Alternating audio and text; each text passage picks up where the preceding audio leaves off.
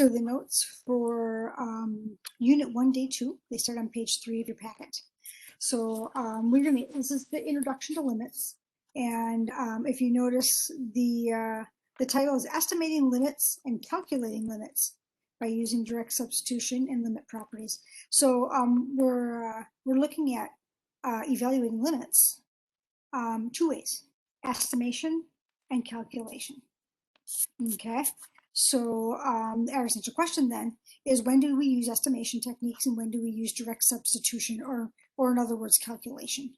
So let's talk about our definition of a limit that we did in class with our reading activity.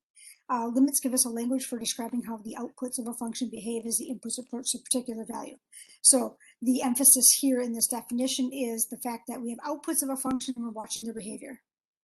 And we're doing that as we trend towards an input value. Okay, so if we are watching outputs, that means we are watching function values. That's what outputs are, right? We can also call them y values or f of x values, okay? But we are looking where this function trends. Where are these values going? Okay, and we're actually looking at so much more than just that. But for now, we're really just focusing on these top three notations for function values. So we'll get to the so much more part a little later on in the unit. So what is this definition really saying? Okay, so this definition is really saying this. I mean, it's saying outputs of a function, behavior of outputs as the input approach some value. But let's put this in friendlier verbiage. So the limit describes how the y values trend. Okay, so remember, outputs are y values. Okay, the limit describes how the y values trend as we approach a certain x value. So when we look at this this image here, as we approach a certain x value, so this is the x-axis, right? So as we approach c, how do our y values trend? So in order to figure that out, then we have to go up to the function here, and we have to kind of slide along the function. So let's say we start here and we slide towards c. Well, we're sliding towards c, the x value, and the function's also sliding up towards L, that's the y value. Okay, and then if we take the other side of the function, we slide back towards c, we can see that we're sliding back towards the same y value. So we would say that we have a limit at c. So we would say this: the limit as x approaches c of the function f of x, as we approach it from the left and as we approach it from the right, they go to the same part of the graph. They're trending, they're both trending towards L, so we call that the limit, then we call it is value L. Okay, and notice, I want you to notice here the open circle. We don't have to have a defined value there, because all we're doing is looking at the trends as we go towards this location. Okay, so we don't actually have to have a defined value at that location. Don't think too much about that. Let's just kind of go with your gut here. Okay, so here's our definition again. Let's just go with our gut here and look at this. This is part of a graph that we're going to be looking at in a slide or two. But let's just look at as we approach an x value of 3. So here's my x value of 3, right? So let's think about this. As we approach an x value of 3, what are we doing? We're definitely on this red function here. So what are we doing as we approach an x value of 3, and as we slide along that function? Where are our outputs trending, right? Where are my y values trending? So jot down your answer. We're going to get to the answer in just a second, but give yourself a second here to look at this and jot down what you think the limit is. Okay, so keep that handy. We're gonna come back to this. Okay, so here is our official definition. We've got one-sided and two-sided limits, and together the one-sided limits makes up the overall limit. So the limit as x approaches c of f of x was L from that picture. And then as I kind of discussed, if we approached the location c from the right-hand side, so that means we have this little plus here, meaning that we're approaching it from values bigger than c. We approached that y value of L, and when we approached c from the left-hand side, that's what the minus sign means. In other words, approaching C from values smaller than C.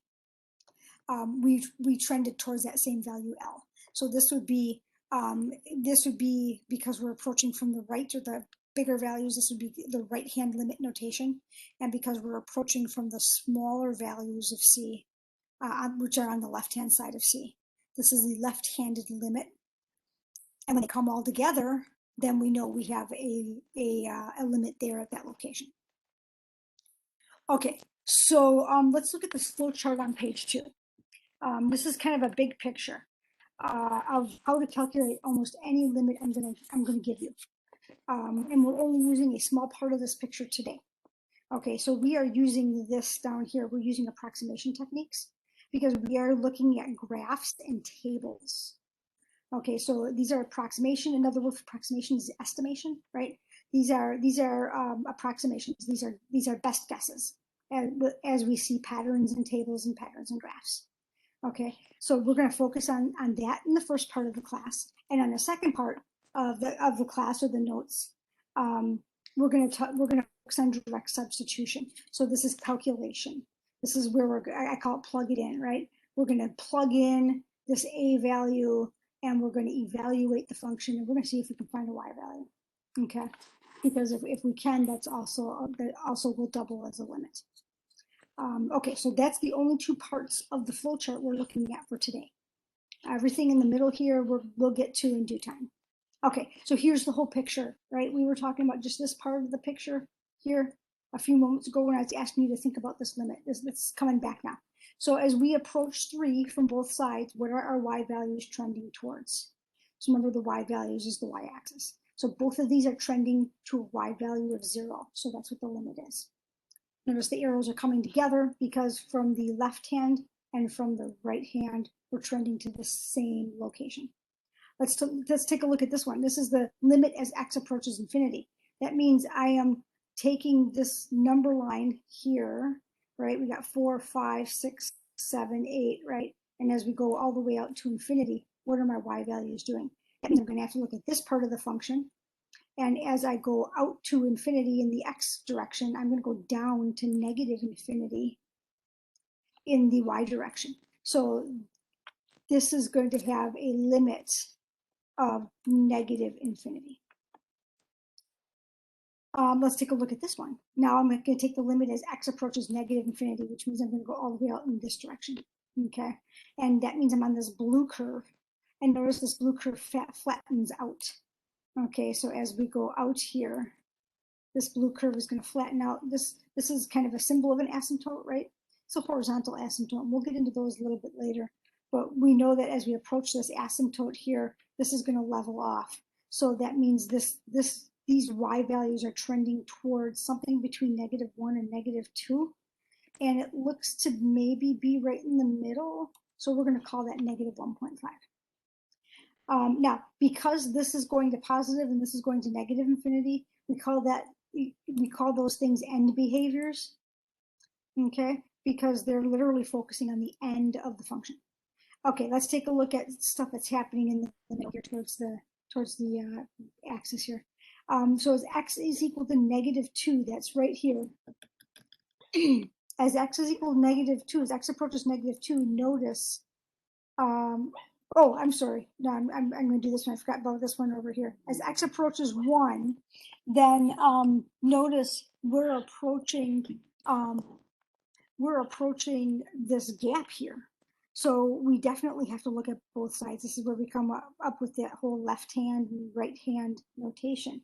Okay, as we're approaching x equals 1 from the left, which means we'd be on this blue curve, we're approaching a y value. It looks to be like slightly bigger than -2. And then as we're approaching x equals 1 from the right, or the larger values, we're approaching a y value of 0. Because those numbers are not the same, then we know the limit doesn't exist. Okay, so let's take a look at this from each side. This is my two-sided limit. Here's my one-sided limit. This is approaching from the negative values. So this is my left-hand limit. So my left-hand limit would be following this blue curve. So something just slightly bigger than -2, right? I'm just taking a guess at this. I'm going to guess about -1.75 because these are approximations. And here is the right-hand limit. This means I'm approaching on the red curve back to x equals 1, right? I'm approaching from bigger values than 1. And so as we're approaching here, this looks like it's trending towards 0. So notice those two don't match. That's why the limit doesn't exist. All right, let's take a look at the location x equals -2, and let's draw those arrows. As we can see, as we're approaching from the left-hand side, we're going to positive infinity. As we're approaching from the right-hand side, we're going to negative infinity. Those are two physically different locations on the graph. So we know that this is a do not exist as well. Let me just go back to here, right? We could call that negative infinity because we were trending towards one location. In this one, we're trending towards two locations. And whenever that happens, that means the limit doesn't exist. And we could break these down into our left hand and our right hand limit as well. Notice these are not the same value, just like these aren't, right? That's why we have do not exist on this one as well. So those are kind of the nuts and bolts. Don't think too much about it. Just ask yourself, are we trending in this to the same value on both sides? If you are, great, the limit exists. If not, then the limit doesn't exist. Okay, so just switching gears a little bit, let's talk about this function, sine of x over x. Okay, we really need you to know what this function looks like. Okay, so let's graph it. It looks like this. Okay, you know sine of x is wavy, right?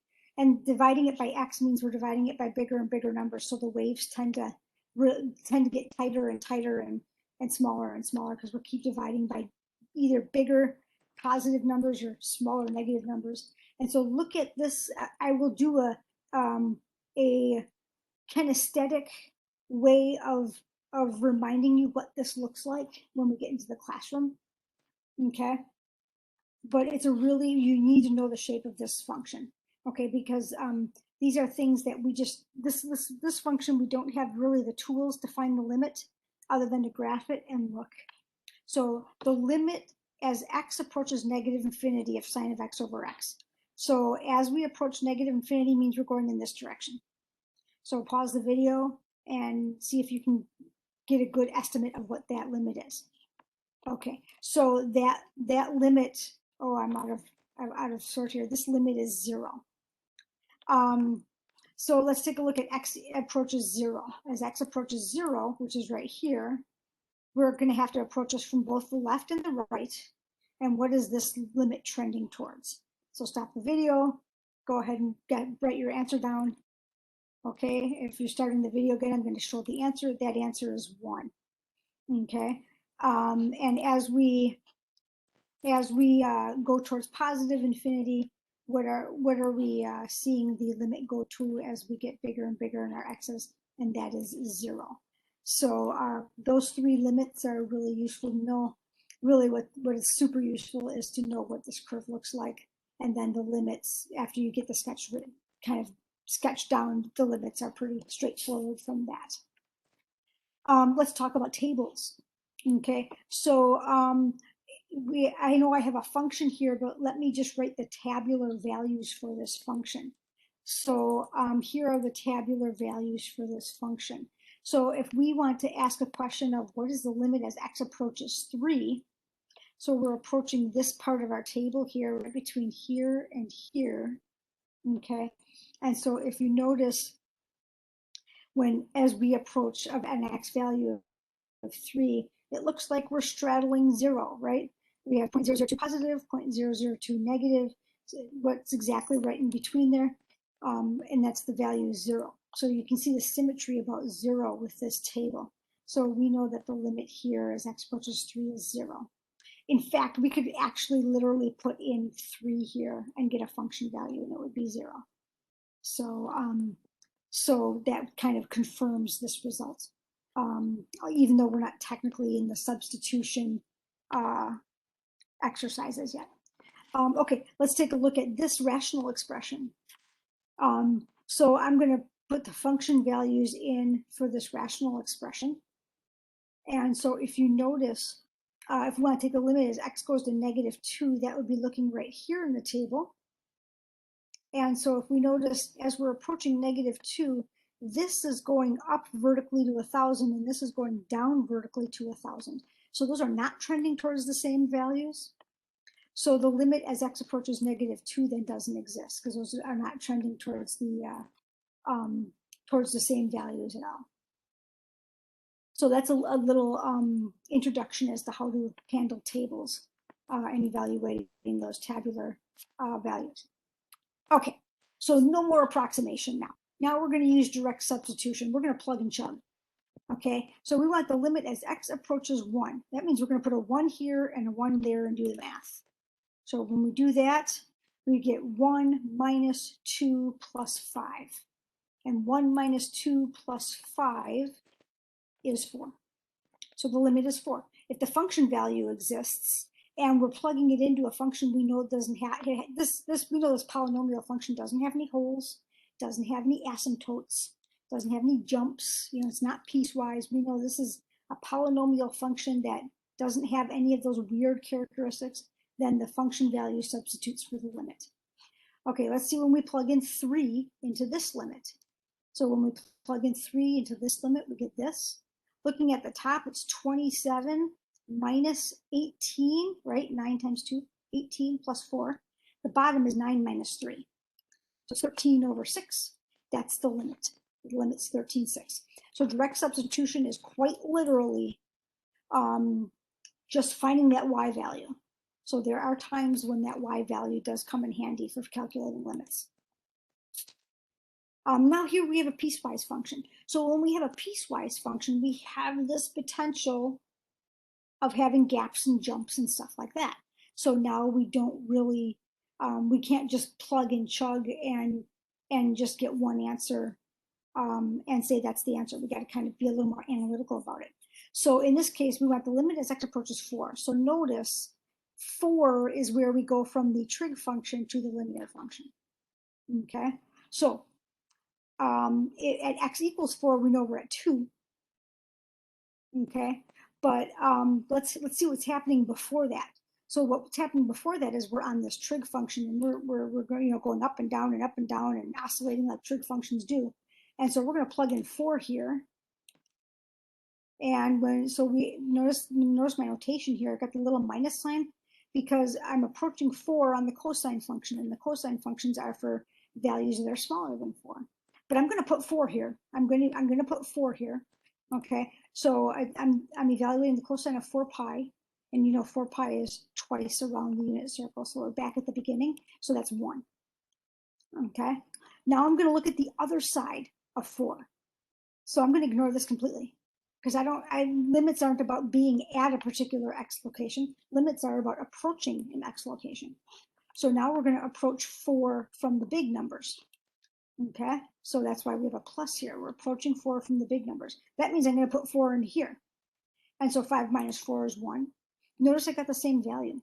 That means this cosine function and this linear function touch each other when x is equal to 4. So since we know the limits are the same, we know that the limit exists and the limit value is 1, just like we calculated on both sides. But we have to calculate it on both sides because sometimes they're different. And if they're different, then we have a jump because we have to jump from the cosine to the linear or something like that. So what does this look like graphically? Because we're really relying on graphs here. So here's the cosine function. But we want the cosine function for all values less than 4. 1, 2, 3, 4. So we don't care about this stuff. So let's get rid of it. Okay. And then this is the linear function. It looks like that, right? It's an intercept of 5 up here with a slope of -1. But we don't care about this whole line. We just care about this line right here and down. So we just care about that. So that's what this piecewise function looks like. And then exactly at 4, 1, 2, 3, 4, we have a value of 2. So we have like a little dot right there. So we come in on this cosine function, we jump up to the dot, we jump back down to the line, and we go. Okay, so that's what that function looks like. So notice when x is equal to 4, these two things come together at a y value of 1, right? That's why we have a limit of 1. So that's how to handle piecewise functions.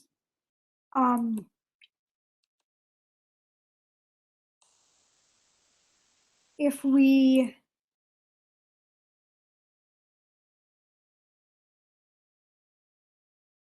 look at this graphical example, this is also no more approximation. We have to calculate this. And so the reason why, you're looking at this, you might be thinking, oh, I just got to read the graph. And you're right. You just got to read the graph. But look at this notation here. This notation requires a little bit more analysis than just reading the graph. It's what is the limit as x approaches 2 of f of x. It's not a typo. That's what we call a composite function. I'm sticking f of x into itself. Okay, so if it's a composite function, it's a two-part limit process. We got to deal with the inside function approaching this value. So the first thing we got to deal with is as we approach 2, what's happening to f of x. Okay, so here's 2, and so we got to look at this from both sides, looking at it from the left, looking at it from the right, and you can see that on both sides we're approaching 5. So this limit's 5. Okay, now this is the tricky part. Now the outside function f is being approached as we are going towards this new location. This, because remember composites, right? This becomes the x value of the outside function. So this y value becomes the x value of this function. So now what happens is I have to approach 5 from, now look at this, I'm approaching it from the larger values of x. So here's 5, right? I could either approach 5 from here or there, but because I approached this way, okay, I'm going back to 2 here. Because I approached 2 from above, I was approaching 2 from values from y values that were bigger than the limit value.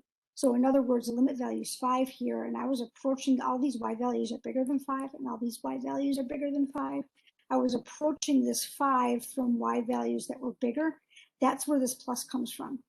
That plus is saying I have to approach the value 5 from the bigger values because that's what the y values were doing here. And the y values of the inside function are the x values of the outside function. So now what that means is I have to be on this part of the curve because these are the values that are bigger than 5. So as we approach 5 from the right or from the bigger values, we are approaching a y value of 4. So that means the answer to this question, the limit as x approaches 2 of f of x is 4. So it's kind of a two-part limit process here. And so it's a little trickier than just reading the graph. Okay, so here we're talking about, I know we're still reading graphs here, so we're really relying heavily on that. But here we're talking about algebraic properties. So for instance, look at the notation here. I want to approach -3, so right here's -3. And I want to approach it on h of x, and I want to approach it on g of x, and I want to get those answers and add them together. Okay, so let's take them one at a time. As I approach -3 on h, from both sides, notice I'm trending towards the same y value, and that's 3. So this answer is 3. Okay, now let's go to g of x. Here's -3, and I'm approaching g of x from both sides. And again, I'm going towards the same y value, and that y value is 2. So the answer to this is 2. And for algebraic properties, adding two limits together is just like adding two numbers together. 3 plus 2 is 5. So this overall limit is 5. It would be like if I took all of these values and added them together and created a new graph that looks like h plus g, then at -3, that graph would be up at 5. Okay, let's take a look at this one. The limit as x is approaching 0, right here. Okay, I already see a potential problem here because of this jump, right? And I want to take f of x, and I want to get that answer, and I want to multiply it by h of x. So this is an addition algebraic property. This is a multiplication algebraic property. Okay, the screen before had a composite algebraic property. Okay, so we're going to multiply them together. So let's go to the graph f, and let's approach as an x value of 0. And as we do that, we're approaching a y value of 1 from both sides. So the limit there is 1. Okay. So now let's talk about h of x. This came in a little early. Let's approach 0 from the left and the right? And we have a problem. Remember, I mentioned this a second ago, right? I see a jump. Jumps are always problems. So as we approach it from the left, we go to 3. As we approach it from the right, we go to 0. Those are two different values. That means that that limit doesn't exist, because it has to, in order for it to exist, it has to exist from both sides. So what's 1 times do not exist? Once you find a do not exist, it blows the whole thing up. The limit doesn't exist. So the product won't exist either. So that's how you kind of apply some properties. And they're just like algebraic properties. So they'll follow the same order of operations. Okay, let's take a look at this one. Here's another composite, but this is 2 different functions now. Okay, so we know that we're going to put f of x into g of x, which means we're evaluating f of x's limit at this x value. So which one's f of x? F of x is down here, and we're approaching 0. Okay, so we're going to approach 0 on f of x. And as we approach 0 on f of x from both sides, we're approaching a value of -1. So that limit is -1. And so this is the y value, right? Limits are outputs. So that's a y value.